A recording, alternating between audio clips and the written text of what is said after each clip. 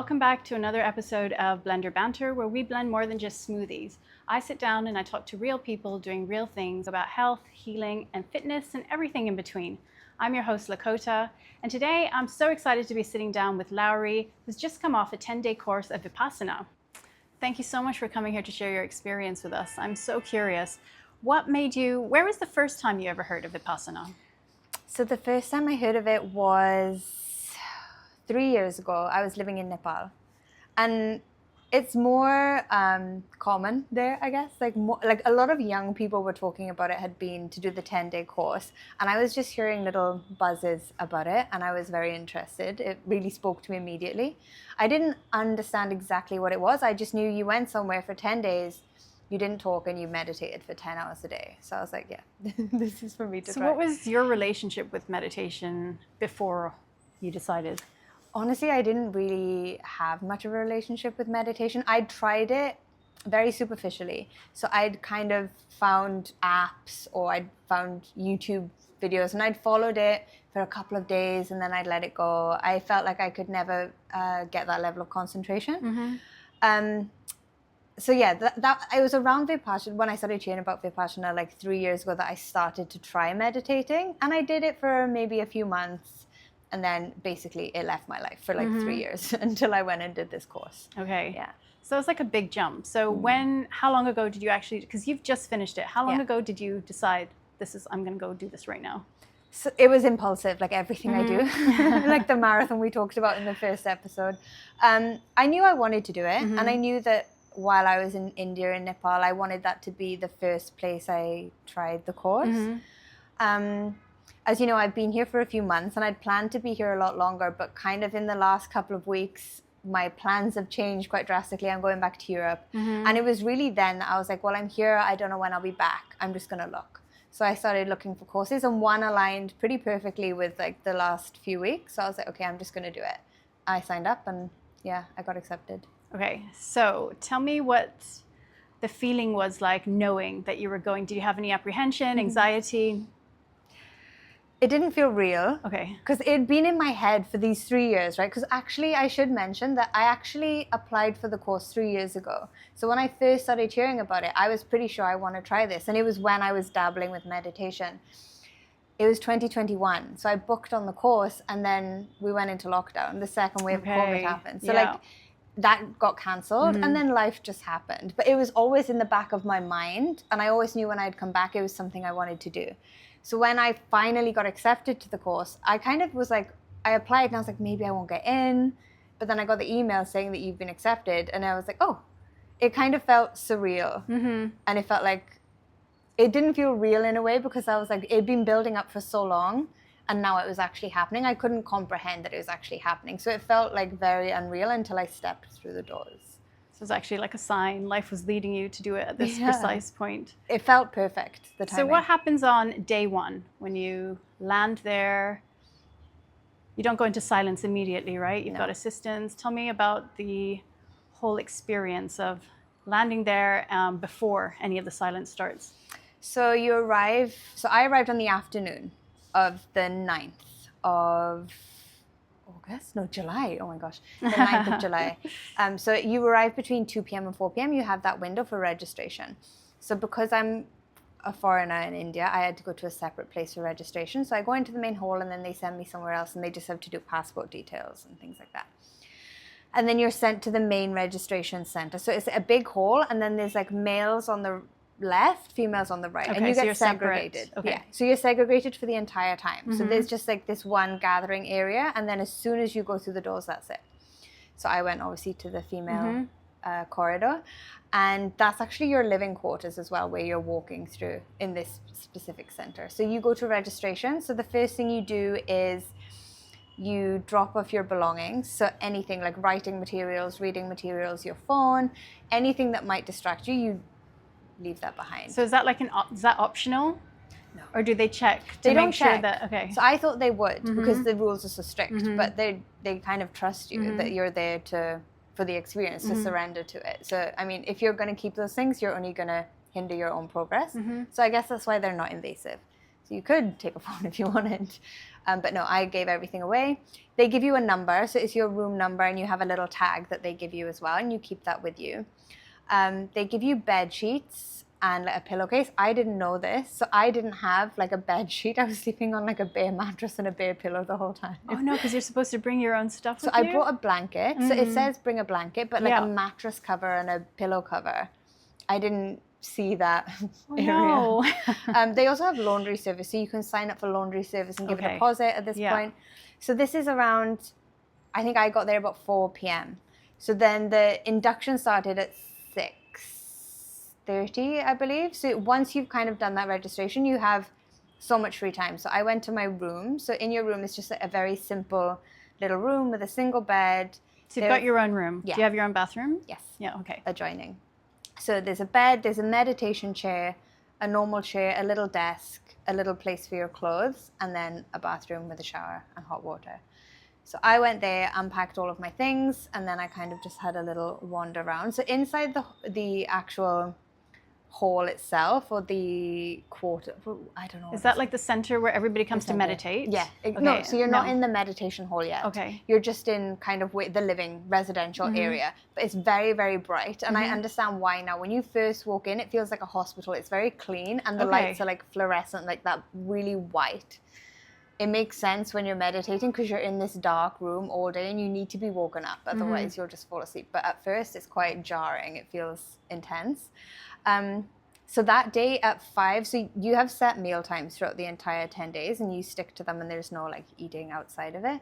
So on that day at 5 p.m. is like, we had kind of dinner that day, but usually you just have snacks at that time. You actually eat your last meal at 11 a.m.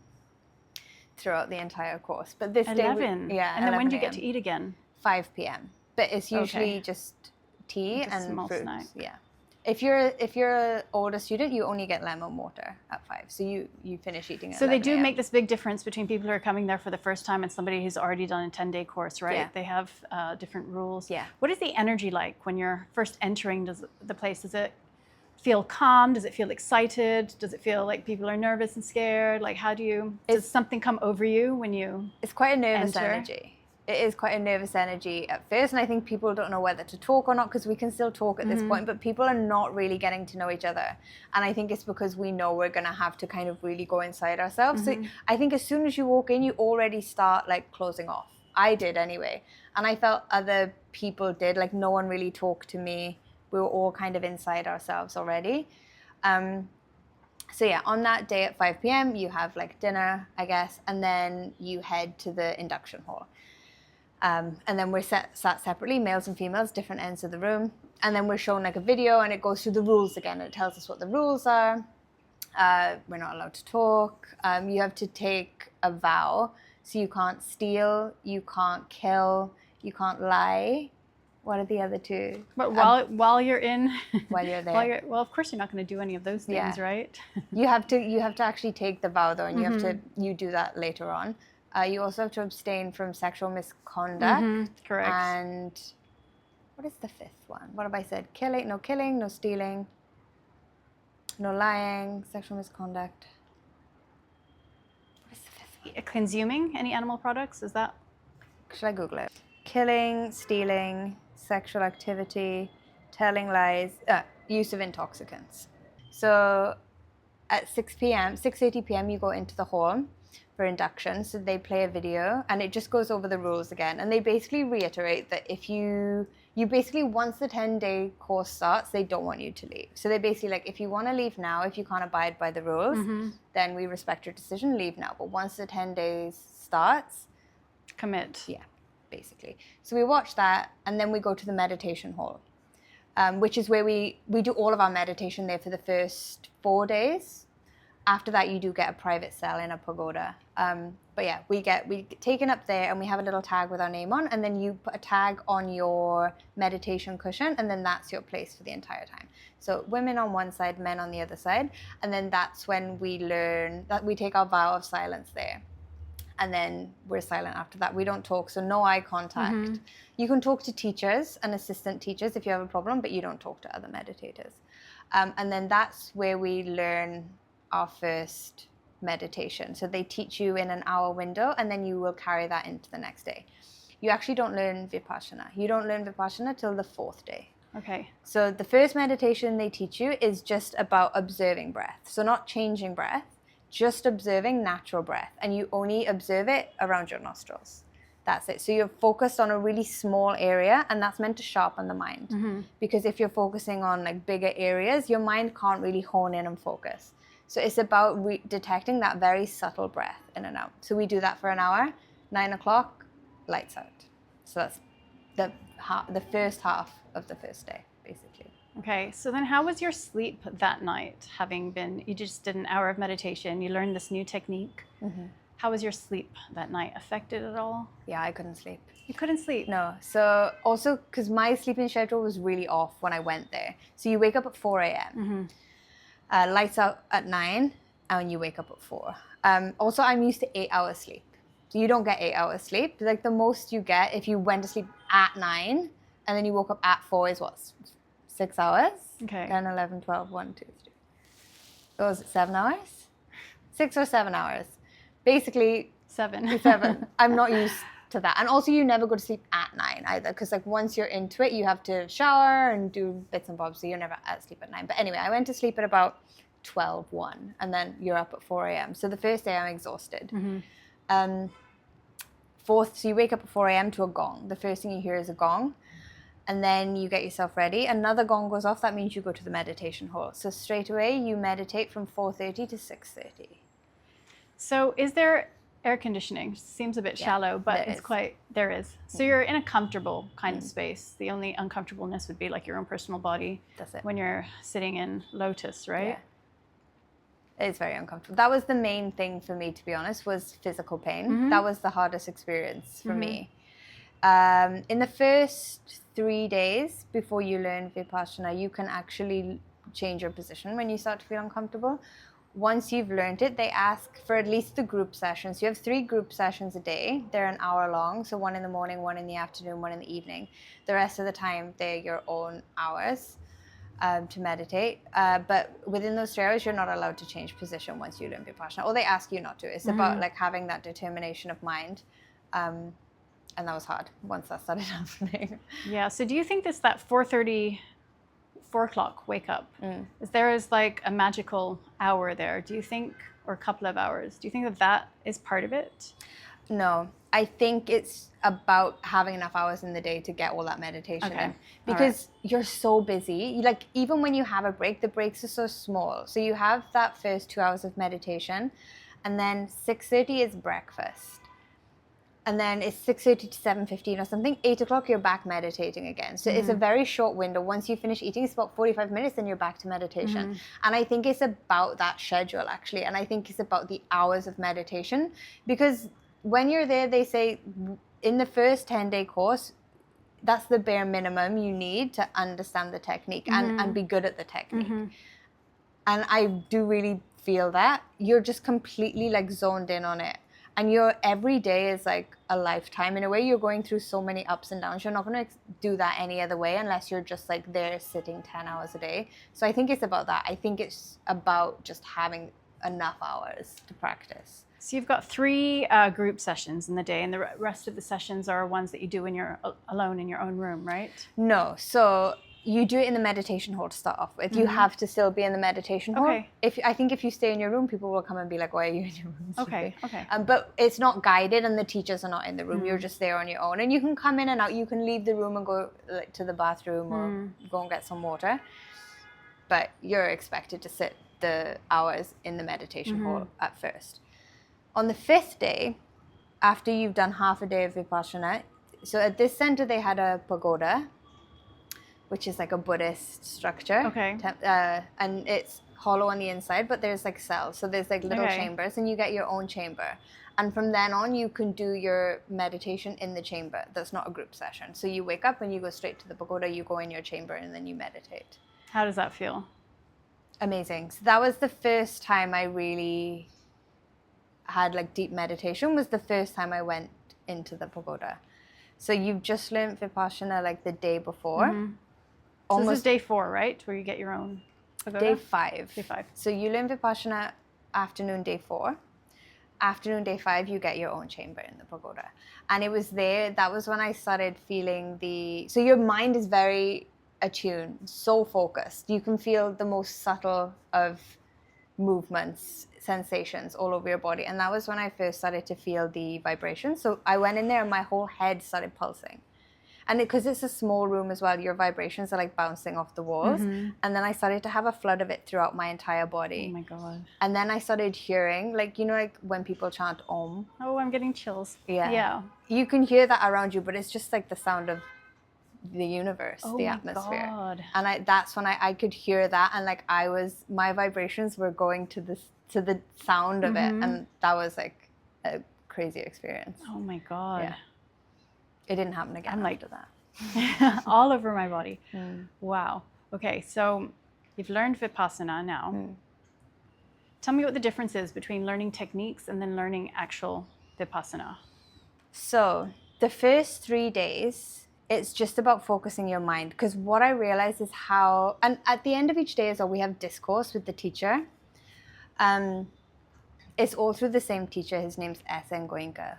Everyone calls him Goenkaji. So he passed away in 2013, but you still learn through his recorded teachings. He's the main teacher. And at the end of each day, you watch his discourse. And it's so validating and interesting because exactly what you've gone through in that day, no one is telling you what's happening when it's happening, but he will be like, this happened to you today, didn't it? This happened. And you're like, yes. So you know it's working in the right way. But what he says on the first 2 days is like, your mind is like that of an insane person. Like there's no contingency of thought. Like you'll be breathing for like a few seconds and then your mind will wander. And then you have to bring it back to like the breath and then it will wander again. And you're just jumping from one thing to the other. And the first 2 days is really like that. Your thoughts are so loud. You can barely concentrate for like a minute and then you're gone. But it's about that thing of bringing it back. It's like that's when your mind starts to focus, when you're able to bring it back. On the 3rd day, so what happens as well is you focus on the nostrils at first, and then that area that you focus on gets smaller and smaller until it's just like a tiny area above your upper lip, and you're just feeling the very subtle sensation of your natural breath over your upper lip. That happens on the 3rd day, and on the 3rd day, it's like your thoughts have really gone. They haven't gone completely, but they're so quiet and so subtle. They're in the background, and you're really focused. It's crazy how it happens because like I remember on the first day just thinking there's no way I'm going to be able to do this, like my mind is just too loud. But by the 3rd day it was so quiet. I had so much focus. And it's about getting to that point because you can't really learn Vipassana, which is about sensations. It's about detecting sensations on your body. You can't learn that until your mind is quiet and focused so you can detect the smallest thing. So learning that technique was just about focusing the mind. And then learning Vipassana is about sensations on the body. So what you start to do is you start to feel like sparks or heat or cold or dryness, anything. You start to feel that above your upper lip. When you start to feel that is when you start to learn Vipassana. And then you start with your head, like you feel anything on your head. And you start to feel like different sensations. It could be itching. It could be heat, it could be the wind from the aircon, whatever. You start to pick up on all these sensations and you go through your body parts one at a time. So from like the top of your head to the tips of your toes. And at first it's just like manual, like robotic. You're just doing what you're told. But then what starts to happen is you start to go deeper and deeper inside your body and you start to be able to feel, that's when you start to be able to feel vibrations, right? You can feel the most subtle sensation on the outside of your body. And then eventually the idea is you go inside of your body and you start to be able to feel the mechanics working inside of your body. Was there any point where you felt like, I can't do this, I want to leave? I never felt like I wanted to leave. On the 4th day, the day when we learned Vipassana, that was the hardest day. So I actually gave each day a name. Do you want me to tell you them? Yes. So at the end of each day, throughout the day, I would think, like, what is my experience this day? And at the end of the day, when I was in bed, I would give it a word. So the first day, the word I gave was torture. It felt just because the pain, you're sitting all the time, it's relentless. No sleep. You're just sitting there having to focus. You can't focus. It just feels so uncomfortable. Second day, I gave the word relentless. It didn't feel like torture anymore, but it just felt like relentless. It just felt like it would never end. 3rd day was sparks. That's when I started to feel sensations, like it felt like electric. 4th day was misery. That was my hardest day. So coming back to your question, that was when we weren't allowed to move. The first time when we weren't allowed to move. And I remember the first hour I sat there and I was like shaking. I was in so much pain. It felt like I was going to explode. And it just like shook me. After that, I was just like, I don't care anymore. I'm miserable. I didn't feel like I wanted to leave, but I kind of gave up. But then the next day, the 5th day, I called it vibrations. That was the day when we got the pagoda, and then everything changed. The 6th day, I called it the wheel. So you learn a lot of like the theory of why Vipassana works, like in the discourses in the evening. And one thing he talks about is just like, but the wheel of suffering, which is just how all humans are kind of, the way it was described by Buddha was we're on this constant wheel of suffering and of our own making, and all of our misery comes from our craving, basically, and our aversion. It's about like, if you want something to happen and it doesn't happen, you're miserable. If you don't want something to happen and it happens, you become miserable. And I felt like that was what was happening on the 6th day for me. So it was, I'd had these sensations, like the vibrations and like the hearing the sounds, but then they kind of dissipated and went, and then I was craving for them, right? So I was getting miserable. And then I was having this pain, and I obviously didn't want the pain to be there. So I was creating more misery for myself. So I felt like I was on that wheel. And a lot of the technique is about learning to not come off the wheel, but to be able to like view these things objectively. So you observe the physical sensations objectively, which then translates to your everyday life, if that makes sense. So the positive sensations, the vibrations, could be seen as like joy or happiness in life, but you kind of have to view it objectively and understand that it's going to leave you. And the same as the pain. It could be like the misery or, like the depression of life. Yeah. But that'll also go, and they have that thing in common. They're both impermanent. So I really learned that on the 6th day, because I was on this wheel of like craving the nice thing to come back, wanting the bad thing to go away. The 7th day, I think I called it impermanence, is because that really set in, because now all of the vibrations had actually gone. Oh. It completely, they don't stay with you. They're impermanent. Oh. Yeah. The more you practice, or the more permanent they become, like the more you can sustain it. But when you're first learning it, I think it's also about the mindset. The more you crave it, it's not going to happen. The more you want it, it's not going to happen. It's when you have that equanimity of mind is when things start to flow, because you're in balance, right? And then that's when things are able to like happen naturally. So that's what I learned on the 7th day. And then the 8th day was Panya, which is like the word for wisdom. It's like an old Pali word. He teaches in like the old Pali language, wisdom. So that's when I was really building my wisdom. That's when I really understood that I was doing all of these things, and all of these things were hindering my progress. So that's when I really started to become equanimous with my mind, and it started to come back, and the pain started to dissipate. The 9th day, what did I call that? So it's not until day 8 that the physical part of it. It's different subsides. For everyone. Okay. Because you end up talking to people halfway through the 10th day, and I understand why we can't talk now. Because if someone's going like, I don't have pain, or I have this feeling, it's gonna like cloud all of everything you're happening. But everyone had completely different experiences. People didn't have pain at all. People didn't have vibrations at all. People had them all the way through. Like everyone's experience was really, really different, and it's all about your own. You have your own life experience. You have your own biases. You have your own thing. Aversions, cravings. So I think that's why it doesn't play out the same for anyone. But that's what my most intense day was, like the 5th day, and that's the deepest I ever got into meditation as well. Then it was mind games for a little bit, and then the 9th and 10th day is when I settled back into like deeper meditation. Interesting. Again. So it was like a journey. Yeah. So then what did you call 9 and 10? I'm trying to think. 10 I know I called metamorphosis. 9, persistence. The 9th day was persistence, because I was exhausted at this point because I had such little sleep. I think the physical pain had like given me a little bit of, I really tried not to let it bother me or disrupt me too much, but I think it had from that first 4th day. But the 9th day was when I was like, just be persistent, stay equanimous, just focus on what you're doing. This is your last day to properly meditate. So I went I just really focused deeply, and then things started to work again. That's when I started to have like the vibrations again, that I could feel the pain dissipated. I actually started being able to not react to What the pain. is the pain? Like, where does it start? Does it start with your back because you're in an uncomfortable position? So for me, it was I managed to identify it exactly to one point, and it was like a ball in my right glute, and it was all radiating from there. Like I would have little bits of pain in my back, but they would go. Like I would feel that dissipate. But then when I started to view the pain objectively, like it's so weird. Like you actually can view it objectively and not view it as pain. As soon as you stop viewing it as pain, it just becomes another sensation. But I could feel exactly where it was coming from. So then if it got too much, I would just hone in and focus in on that point, and then it would slowly start to like dissipate. It would come back, but it would dissipate. Yeah. That's interesting. I wonder if that has to do with your running. Yeah, I was thinking that, but that's always been my tightest areas.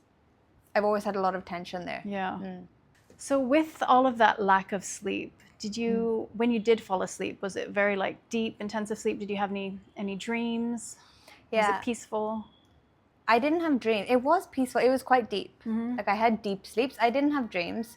On the 10th day when we were allowed to socialize and talk to people again, people did have dreams. People had nightmares. Oh, wow. Yeah. I didn't. I think I was so focused on just getting sleep.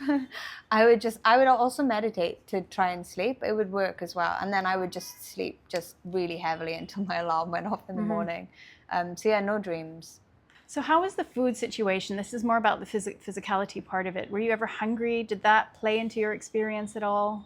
This is a really interesting question. This is something that I was really shocked by. I never once felt hunger. Okay. Like as in the physical sensation, I never felt it. And the mental feeling of craving, I never felt it for the first time in my life.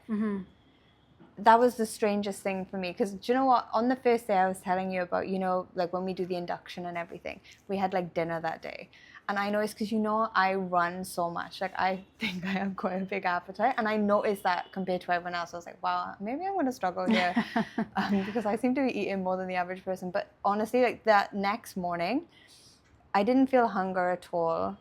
And also they kind of advise you, like, it's better to, if you eat so much, eat 3/4. Like always like leave your stomach 3/4. Stay a little bit empty. Yeah. So that wasn't a problem for me. I never once felt hungry. It was like more like the food was just like a happy thing to do that wasn't meditating. But I definitely I noticed like certain things that I did eat would affect my meditation. So like if I was eating like higher carb food, I felt very lethargic. Wow. So I stopped eating. Very interesting. Yeah. I stopped eating like rice and chapatis and stuff, and I would just eat like veggies and fruits and like legumes. And I felt like a lot more focused because of that. But yeah, I never felt hungry, not once. And I'm not sure why that is, but that was very interesting to me. Maybe you're not expending so much if you're sitting not. in. Yeah. But still. I would have thought with like all your muscles and everything, you would still be needing a lot more food. So do you think that your relationship with time changed at all? In what way?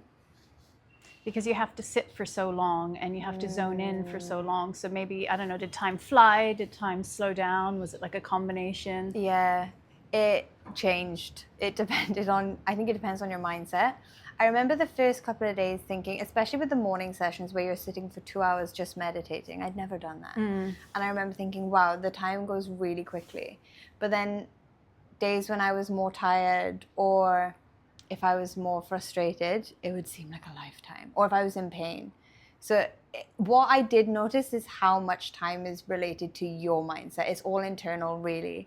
Your perception of time is totally internal, and it's totally dependent on your emotions. So that was interesting. Did you ever feel like you were doing it wrong at any point? And how, is that something that you have to learn? Like, I have to learn to forgive myself, or that's something they let it teach. Go? Okay, yeah, that's part of it. Because it's very natural to feel that, especially if you've started to feel like it's going right, and then all of a sudden it's gone away. You feel like, I'm going backwards, I'm not doing this right. But like I said, at the end of each day they have this discourse, and he brings up all of those feelings. He's like, you probably feel like you're going backwards, or that you're failing, and you're not. This is life. This is how everything works. It's not linear. You don't learn something and then it's just an upward trajectory. Like, you're gonna have those setbacks. So the whole point of the meditation isn't about the sensations or the focus. It's actually about keeping a balanced mind. And it's about understanding, okay, so this isn't happening now, that's fine, it's impermanent, it will come back. Oh, the pain has come again, that's all right though, you know, that's impermanent. It's about being able to remain equanimous. That's actually the technique. So if you can do that and remain balanced, things will naturally start to flow a lot easier. And then you take that into your life as well. So on that line, did you have any major realizations about yourself that you're willing to share? Yeah. It's interesting because I know, speaking to other people, they did. I think if I'd done this when I'd originally wanted to back in 2021, I would have. But I think I've spent these last 3 to 4 years really delving deep into myself without meditation. So I'd had a lot of realizations and a lot of the catharticism, a lot of the cathartic experience that comes with that, those realizations. I'd had a lot of that. I'd purged a lot. I'd understood a lot. So there was nothing new that I realized, but what I had been given was this amazing gift, and it was an amazing tool to deal with things, because it's one thing to understand intellectually your reactions. And you feel this feeling, like just don't feel it or don't react. Like it's very easy to like say these things, but it's not easy to practice. But what this meditation gives you is a really practical tool to deal with these things, because you're experiencing everything in life in one day, and it's all happening within yourself. It's all internal. So you're experiencing like the joy, the misery, all of these things are coming up as physical sensations in your body. Okay. And you're learning to observe them, not react to them, and move on from them. So that was the amazing thing, was like being given this tool rather than having like a realization, if that makes sense. I finally learned like how to tackle these things that I knew that were happening to me, but I didn't have control over. Were you very present in your body? Like you said, you had to keep going more inward. Or were there any points where you felt like you were viewing yourself from the outside? No, I felt very internal. And I think the silence really helps with that. And the lack of eye contact. You're just so insular at that point, and you're spending 10 hours a day just sitting inside your body. So it's the most intimate I've ever been with myself. And it's so hard to recreate that in the outside world. But yeah, no, I never felt outside. I felt very inside myself. I could sense so much going on inside me that I hadn't ever experienced. So coming to day 9, what happens? You know that you're going to go home tomorrow. You know you're going to have to come back to real life. So what are your feelings on day 9? So actually you go home on day 11. So day 11? Day 10 you have to spend the whole day there. Okay. But day 9 you're told is your last. So the evening, day 8, you're told day 9 is your last full day of proper meditation. Okay. It's your last chance to really focus, because then you start to get socialized on day 10. So I took that really seriously. Like I really wanted to focus for that last day. I was also very tired, and I was really excited to come to the end of the experience at that point. But also I really wanted to make the most of it. And that was the day I gave the name Persistence, because in the morning I really struggled in that first 4:30 to 6:30 session just to like find my focus. I was just tired and agitated, but I was just like, keep going, this is your last day. And then I got into a really, really good flow, and I felt so focused on that last proper day.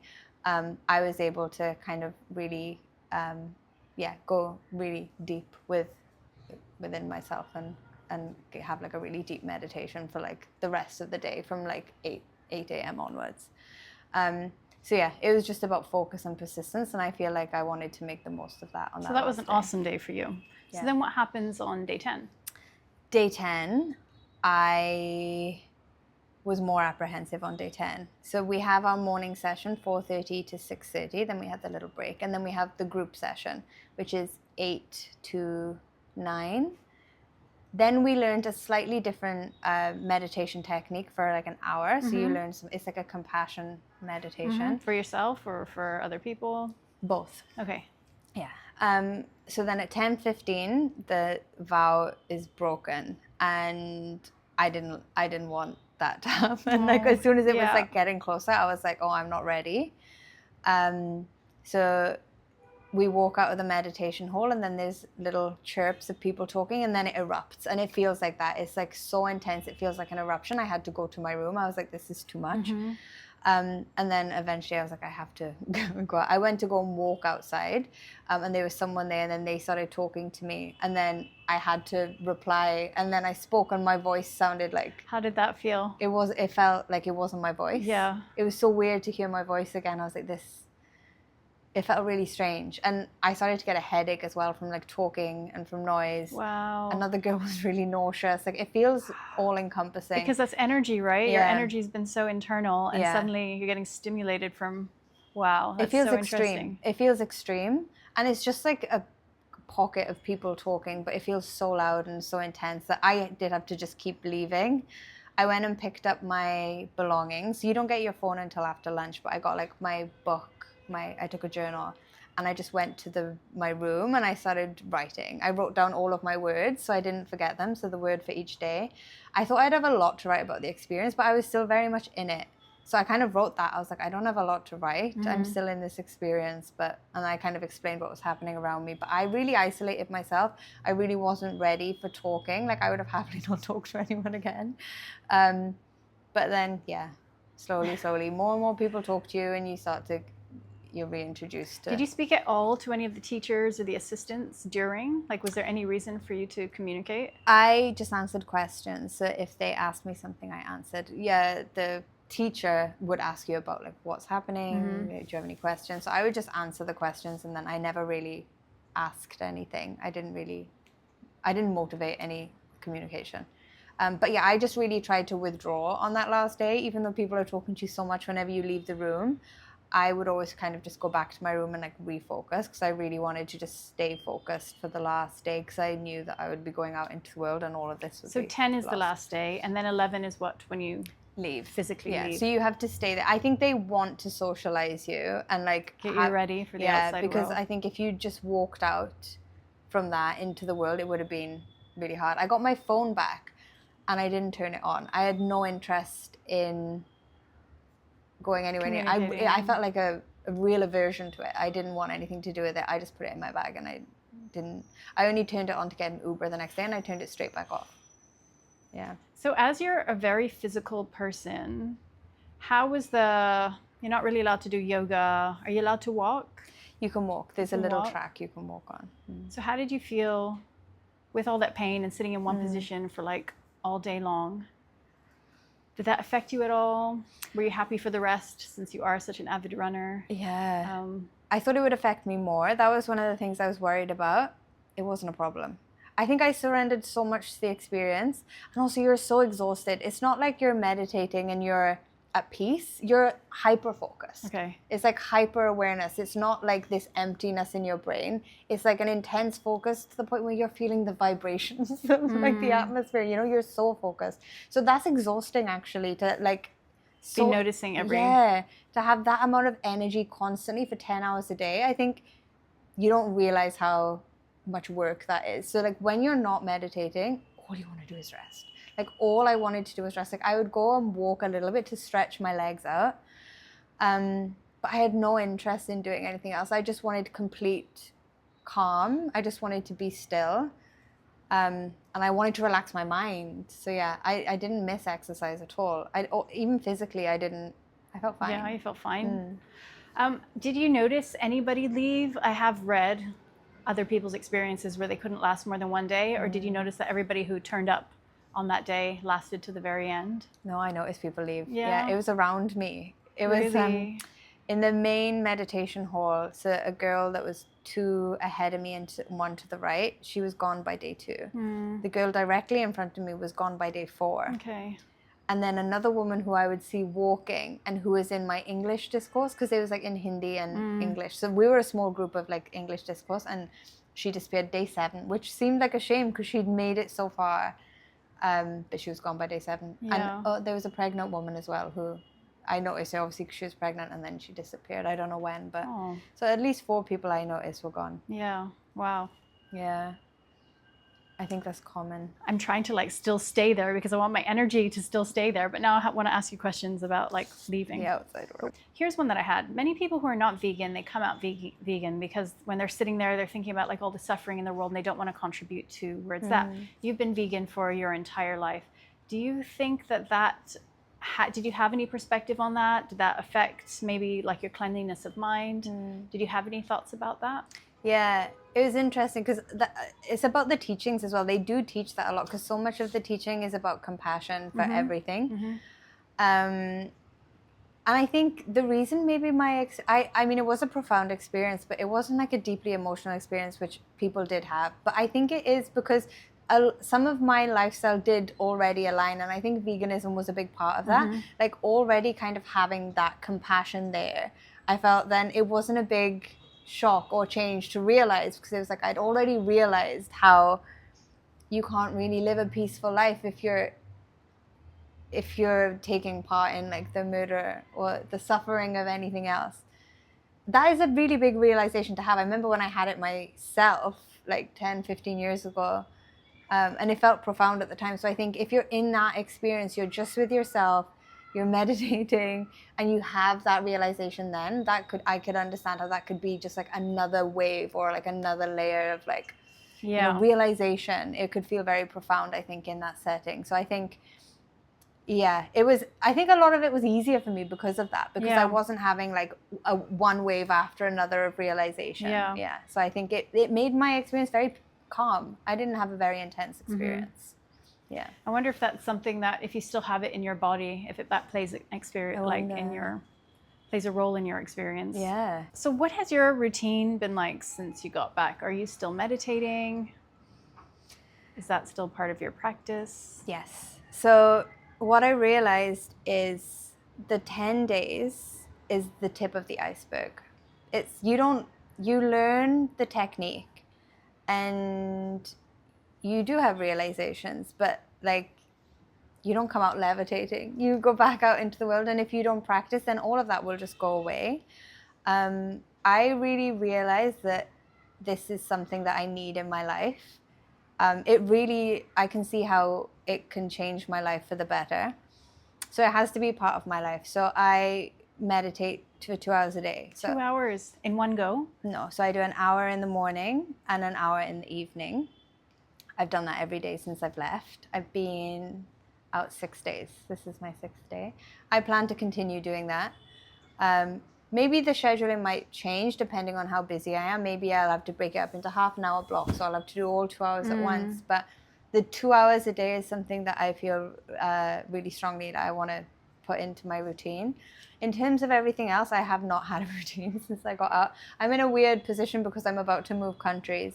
So I didn't have to jump straight back into work. Some people did. I don't know how I would have dealt with that because I found it really hard to adjust. I don't feel adjusted to the outside world. And also, I kind of don't want to rush that. I'm kind of enjoying how I'm feeling now, this slight detachment. I'm still quite internal, but I want to live in that. It's going to pass at some point. But I feel like I'm still kind of hypersensitive, hyper aware in a way, and I don't want to let that go yet. So I'm just going to let it run its course. I'm very lucky that I don't have to jump back into work. I feel really grateful that I can take the time to be slow. I've been very slow since I got out.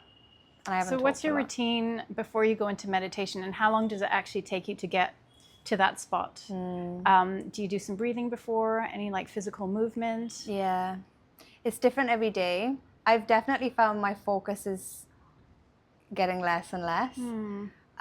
So I do have to do a bit of breathing, like the breathing we did on the first 3 days. I've started to do that at the start of my meditation and then go into Vipassana. Every day is different. It's not like every day you reach that point either. And also that's not the point. I think if you feel like this is what I think we don't understand about meditation, or what I didn't understand anyway, it's not necessarily about reaching that point of like focus or bliss, whatever you want to call it.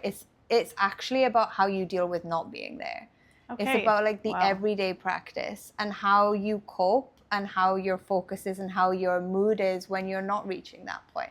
Can you stay balanced? Can you stay calm? Can you accept reality for what it is, not for what you want it to be? And that's kind of what it's about. So that's why the practice is so important. It's not about reaching the end goal. It's about that practice. The actual practice then itself. you're building the strength of your mind. And that's the most important thing, rather than being perfect at meditation. So that's what I'm learning more on the outside, because I'm not in that hyper-focused state anymore. I have to talk. I might be meditating and a thought of like, oh, I have to pack this, or I have to reply to this person, I have to send this email. And it's like, no, you have to, the real world starts to seep in, and it's about kind of having to quieten that when you need to. So about that, I noticed that you've not been on the internet at all. And even I've been a little bit reluctant to even message you, because I don't want to break your the state that you're in right now. But have you been on the internet since, apart from having to reply to crucial emails? Yeah, no, that's it. Yeah. I haven't been on Instagram or like social media at all. I really don't want to. Yeah. I'm gonna have to, but I've still got this aversion. I'm gonna have to get over that and just like let that be part of my life again. But yeah, I think I said to you that I felt like my mind had been purified and I felt like it would get dirty. Yeah. That is how I feel about it. So I've only replied to messages or Google stuff about Vipassana.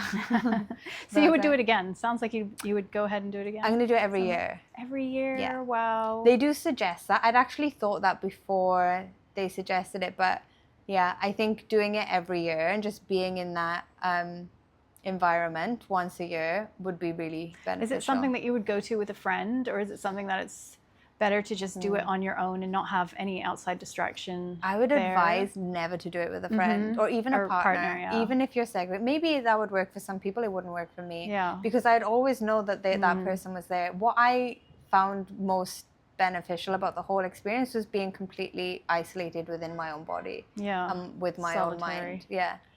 That's what I think really made it a life-changing experience. How much of the outside have you actually been in since you got back? Have you been for a run yet? I went for a run yesterday, my first one. Yeah. Yeah. Was that the first time you left the house? No. No, I have left the house, but just to go for a walk or to go and like eat something. Or I went to the gym. How was that? Because that's a totally opposite energy, right? Yeah, it's very hard, very powered.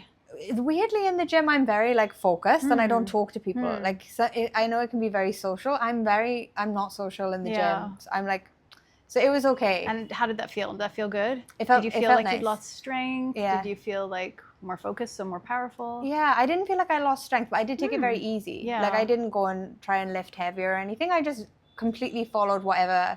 I didn't even plan my session. I just went and did what I felt like. Okay, so how was the energy the day after that, doing your meditation? Did that, because that's feisty energy and that's peaceful energy, do you think that there was... No, because I felt like that workout was very peaceful. It didn't feel like... hardcore. Yeah, it didn't feel like aggressive energy or like, fiery energy. It felt like very tranquil, even that, That's interesting. The run is interesting because I already feel like a better runner. Whoa, wow, Yeah. how? Because I think understanding that things are impermanent, just like if I get pain or if I feel out of breath for a moment or if I get a stitch, any of these things I can let go so easily now. I'm just like, okay, that'll go. Yeah. And it doesn't even, and then it's gone. Wow. I just feel how it long was your dissipate. run? It was only an hour. I did just over 10K. And it just I felt really strong. So your awareness is... Yeah, and I could feel like if you hone in for a moment, I was like, I'm going to try and meditate while I'm running. And you can feel the sensations of it like moving through your body, like the impact, and you can feel it rise through your body and like dissipate. And I was just thinking how it would be so good long distance to be able to like meditate. You'd just be able to keep going. So yeah. I have a few surface questions for you, just in case anybody else is thinking about going and doing this. So did you pack everything that you think that you should have packed? Was there anything that you felt was missing? Yes, I missed something very essential. I didn't pack a towel. Oh no. Okay. So they give you a list of 5 things that are essential. So I was like, well, these are the essential things. So, which is a bed, like a blanket. So I packed a blanket, a torch, had a torch, an alarm clock. What's a torch for? in case there's a power cut or Okay. something, I guess, in Okay. case you need to find your way around in the night. You don't have the phone, so Yeah. you don't have All right. alarm clock, also you don't have the phone. They have a gong that goes off, which, so you're always aware. But it is good to have the alarm clock, so just in case you miss it or something. A lock for the door. And what was the fifth thing? Torch. Pillow, extra pillow? No. I might have to look at it. Hang on. And then I'll go through them again. Water bottle. Okay. So they give you 5 essential items I think you should bring, which is a blanket, a torch, a lock for the door, Water bottle? a water bottle, and an alarm clock. Okay. Yeah. So I brought those 5 things. I forgot a towel. I know. What did you do? So I asked for a towel on like that first half day when you arrived. They don't have towels, so I just had this like, you know, like a tea towel. Yeah. But it was like a big one, like a Okay. giant cloth. I had that the whole time. So pack a towel. You can also buy things there. If you forget like shampoo, conditioner, soap, then they just give it to you and they charge you at the end. Yeah. I had soap with me, obviously like toothbrush, toothpaste. But yeah, essential things. That's all you need. You don't need anything extra, really. There's a whole. I don't take medication, but there's like a bit of a rule around medication. Okay. I think you have to declare your medication, and I think you have to go and get it from the office each day. Yeah. But yeah, just bring a towel. That's the only thing you really need in your own like face wash and like toothpaste and stuff. So if you don't bring an alarm clock, are you aware of the time? Are there clocks around? There's clocks around and there's a gong every time you need to be doing something. So there's a gong in the morning when you wake up, then there's a gong when you need to go to meditation, a gong when meditation ends, a gong when breakfast starts, a gong when the next meditation starts. So you are constantly aware of like where you need to be changing what you're doing. Yeah. And there are clocks around. The only reason the alarm clock is good is if you are a deep sleeper, I guess, and the gong won't wake you up. It woke me up. Do they come and knock on the door, do you think? If they have a bell. They come and ring a bell. I don't think they invade your privacy. I don't think they do knock on your door, but they might talk to you if you've missed sessions maybe once you're out, but they don't invade. Yeah. Even if they need to ask you a question, if you walk past them, they don't push. They wait till they catch you again. And what do you think is comfortable for meditation? Wearing, like physically, that's not gonna. So they give you guidelines on what to wear. So they advise to wear like baggy clothes, like covering the shoulders, like nothing revealing. They also give you a shawl to wear in the meditation halls. That's mainly if it's cold because there's aircon in the meditation, so they give you it to stay warm.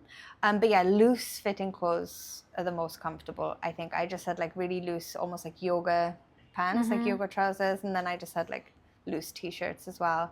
I mean, people wore pajamas. It's just about just be comfortable, basically. So it's not one more thing to worry about. Yeah, exactly. And you can wash laundry there. Like, did you have to pack enough clothes for 10 days? I wish I had done, actually. There is a laundry service, but you have to wait like 2 days for it to come back. And I just washed my own clothes with laundry soap. Yeah. And then I'd have the fan on and let it dry. But I did think I would pack just enough for the 10 days in future. It's a lot easier. You don't have to think about, because then in breaks I would like be washing my clothes and stuff. It's just like one less thing to bother your mind with. Yeah. Okay, here's some slightly personal questions. How has your relationship with like the people immediately around you? Do you feel any different? Is it overwhelming being around people? It is How do you overwhelming. feel? Yeah. I'm actually not around that many people. Yeah. I'm around one person. How's that? Yeah. I've been a lot more calm. Like being enclosed in a space with someone can be overwhelming at times. I'm usually someone that needs my own space a lot, needs to get out of the house, but I haven't found that. I've just found my energy, my mind is just a lot more calm and balanced. I think I would feel different if I was around a lot of people. I think that could feel quite overwhelming. You're the first person that like a friend or someone that I've spoken to that's not my partner. It's very easy us talking, but yeah, I am not ready to be around a lot of people. It does feel overwhelming if I was in like a group or something. I wonder if traveling and making that journey back to Europe is going to be jarring. I wonder. Yeah, I think I'm good at I've always been good at closing off. Now I'm even better, so I can probably close off to the outside world a bit. Do you have any advice for somebody who really wants to try it but says that they could never? Yeah. What would you tell them? So I think it definitely can work for everyone, but I do think you have to be ready. I think you have to be ready to face all of these things with inside yourself, and you also have to want to change. You have to be ready to really look at how you react to the world and really change that for the better. So where I do think like it will benefit anyone. It's universal. It has been benefiting people for over 2,500 years. But I think it's really important that you make the choice to do it yourself and you're really ready for it. Because if you go because someone says to go, that's when people leave, I think, because it has to be a personal choice. You have to know within yourself that I want this. I want to change myself. I want to change my life. If you don't have that, then it's hard. It's really hard. The experience is difficult. So I think you have to know the reward is reward to you. I also feel with these experiences, sometimes the plant is put in your head, and like you said, COVID happened and you weren't able to go to the initial one that you wanted to, but then life actually brings it to you when you're actually ready. Yeah. Like maybe you're not ready 5 years ago or 8 years ago. Yeah. But then you're like ready at this perfect time, and then life actually brings it to you and puts it in your lap, right? Yeah, definitely. Because I think if I'd done it back then, although I think my experience would have been more profound, I don't think it would have changed me in the same way because I wouldn't have been ready to continue the practice. What do you have like one word that for the whole experience? Impactful, maybe, I don't know. Peaceful, challenging. Yeah, no, I do actually. So like the word that you hear there all the time is Dhamma, which is like the law, like law of the universe. And I feel like that is the perfect word to describe it because every day you're tackling or going through, you're understanding the laws of the universe, which is that everything is impermanent. And I think that's what you really learn inside, and then that's what you take out into the world. So maybe impermanence or, the law of the universe, I feel like. Dharma. Yeah. Do you have any interest in trying other forms of meditation now? Because you said you wanted to do this 10-day every year. So what's your interest in other forms? I think there's like Kundalini awakening, opening the chakras, etc. So the thing is, if you're practicing Vipassana, they do say not to practice any other form of Anything meditation. else? Yeah. Okay, so you can't. This is you for the rest of your life?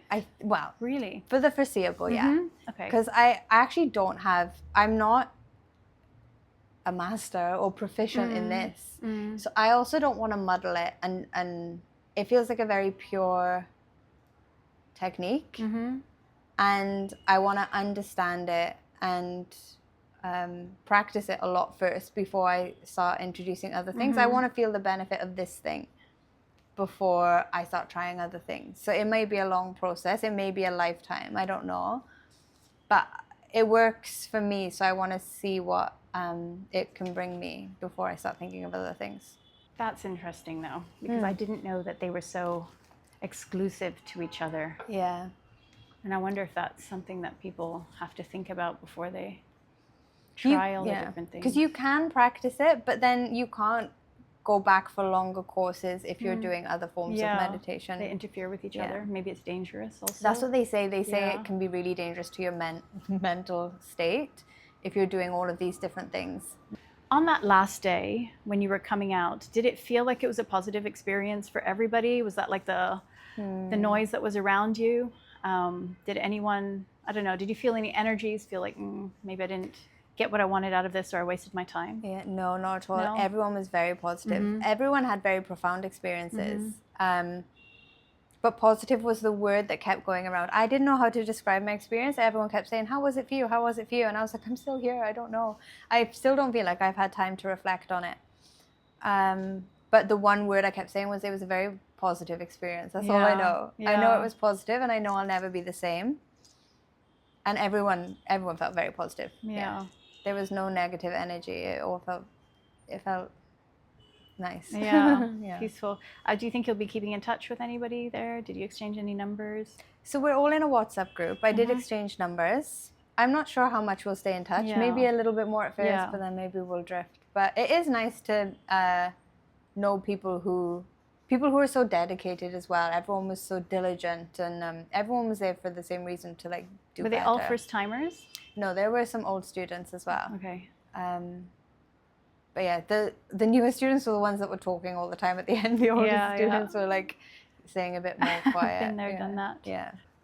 So did you have any visuals at all about, I don't know, Krishna, Shiva? Does anybody visualize gods? Is that part of it? We're actually told not to, specifically not to visualize gods. The reason being is it's meant to be a universal practice. And as soon as it becomes sectarian, it's for these people or those people, and it's about this god and this god. And it shouldn't be about blind faith. It should be about experience, like your experience of reality. So as soon as anything else gets tied up with it, it muddies the technique. So yeah, you're not allowed to practice any kind of religion, and you're actively told not to have any visualizations, no mantras, nothing like that. It's so no ohms. You don't do any chanting. Nothing. Nothing. Okay. Because that can also disturb your natural vibrations. It's all about observing reality for how it is, not for how you want it to be. Yeah. Just one last question I have for you. What was your main takeaway from this whole experience? Yeah. So my main takeaway was kind of what we've just talked about observing reality for what it is and not for what you want it to be. Also, I feel like we all understand things like on an intellectual level. We all know how we should behave. We all know if someone says something that upsets us, not to react. Like, that's their anger. Let them keep. We all know these things on an intellectual level, but until you experience that on a deeper level inside yourself, you can't really change your behavior. It's so difficult. So I think the main thing I took away was just this amazing gift. I feel like I've been given the most amazing gift, and I really want to share it with people, and I really hope that other people can find this tool because I think this is what we need to like change our lives. I feel like this is the first thing that I've ever been given that I can implement that can actually lead to change. Wow. I just want to say thank you so much for coming. I feel really lucky that you shared all of that with me. I was so excited when you said that you were going to come and do this interview with me. So thank you. No, thank you for having me. You're the first person I've spoken to. I know, and I feel blessed. I really do. So if you liked this week's blend of conversation and nourishment, please do share it with anyone who you know needs a little boost. Thank you for joining us on Blendr Banter, and we'll see you next time. Hello. So today for Lowri, I'm going to make her some matcha, and it's going to be a little bit like a Nimbu soda. So this is my matcha. The best matcha to get is ceremonial grade, and I have my cute little matcha set here too. So you can use as much or as little powder as you like. I'm making enough for 2 of us, so I'm just going to put 3 little scoops in, 4. And if you've never had matcha before, it's a little bit like green tea. A little bit of warm water. And it gives you a very clean caffeine buzz. So it's not like coffee. It's very different. So there is my warm water. And I'm just going to make a little bit of froth in there. So all you do is you make like a W shape.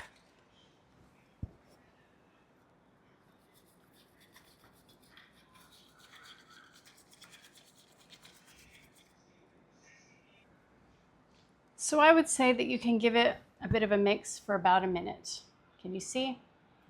It's a little bit frothy. Put a little bit of ice in there. Squeeze a bit of lemon.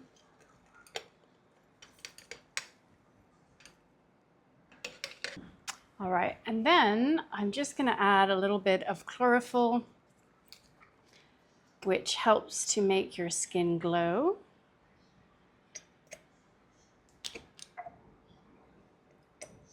It's very tasteless, chlorophyll. A little bit of sparkling water.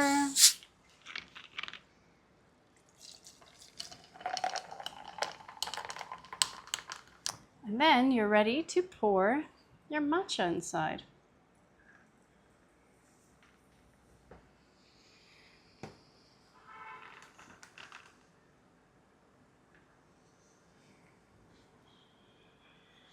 Perfect. Give it a little stir. And if you like to have it sweet, you can also put a little bit of stevia in it. But otherwise, you're good to go.